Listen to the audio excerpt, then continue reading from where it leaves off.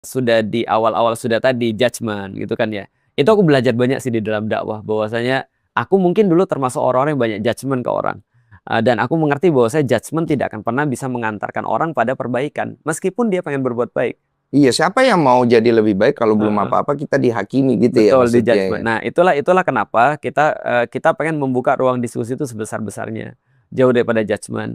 Misalnya dalam kasusnya, Presiden Prabowo, aku sampaikan bahwasanya aku sangat, amazed ketika beliau memberikan, pidato di PBB di pertama kalinya itu, ketika dia menjabat, dia memberikan pidato di PBB itu kan keren banget tuh. Iya. Yang menjadi catatan cuma 5 menit terakhir aja sih.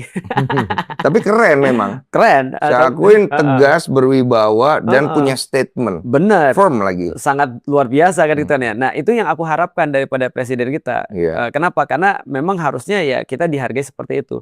Hanya saja ketika misalnya dia membuka satu hal, misalnya ketika ada hal-hal yang tidak masuk akal tadi atau yang kurang menurut kita, ya pasti menurut kita kan kita kasih masukan kan ya. Iya, iya. Ya karena walaupun mungkin kita nggak tahu didengar atau tidak, tapi kan Iya. kita memberikan masukan. Sama seperti MBG kan juga sama kan ya. Bahwasanya MBG itu adalah program yang bagus tentu saja. Tapi apakah tepat? Nah, itu yang terus kemudian kita sampaikan kan ya. Nggak tepatnya di mana, bagusnya di mana, dan diskusi itu harus dibuka.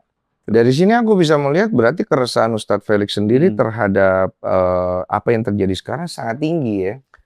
Itu kewajiban sih. Karena gini, Mas Densu, Allah itu tidak hanya akan meminta pertanggungjawaban orang yang salah, tapi orang yang diem ketika tahu itu salah. Nah, balik lagi kan kita kan tadi bilang bahwa saya orang salah tuh belum tentu loh dia dia jahat gitu maksudnya. Bisa jadi dia lalai, bisa jadi dia nggak sadar, bisa jadi dia nggak tahu. Maka kewajiban orang-orang yang tahu adalah memberitahukan kepada orang yang salah itu. Betul. Dan kata Rasul itulah yang dimaksud dengan bantulah saudaramu baik dalam keadaan dizolimi atau dalam keadaan zolim. Jadi harus dibantu. Cuma yang saya bingung begini Ustadz. Contoh nih, saya kan bikin salah misalnya. Oke. Ada orang yang karakternya kalau bikin salah dia nggak mau ngakuin, ada yang dia lari, ada dia berretorika, ya macam-macam lah jenisnya ya. Saya ambil contoh, saya bikin salah, saya langsung, oh ya di mana salahnya? Oke, saya perbaiki. Ketika saya melakukan perbaikan, saya dikata-katain. Banyak tuh. Aku pernah. Banyak kan? Sering mengalami. Nah, saya bingung. Maksudnya kalau saya mentalnya mungkin kan udah biasa. Saya Densu. berpikir, enggak juga.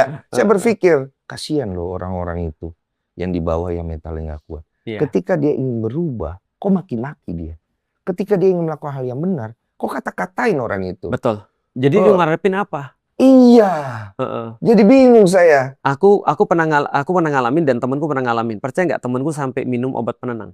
Stres dia. Stres, minum obat penenang. Gara-gara tadi, karena di framing kan sebenarnya kan ya. Karena balik lagi yang ngeri kan di framing ya. Iya. Karena kita tuh sebenarnya nggak siap hati juga ketika mau melihat orang berubah sebenarnya.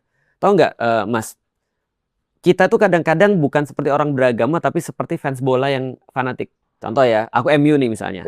MU misalnya kalah terus kemarin-kemarin misalnya. Sekarang sih lumayan sih. Nah, terus tiba-tiba aku bilang gini, ya udah aku mau ganti jadi fansnya Liverpool aja deh. Kira-kira reaksi orang Liverpool gimana?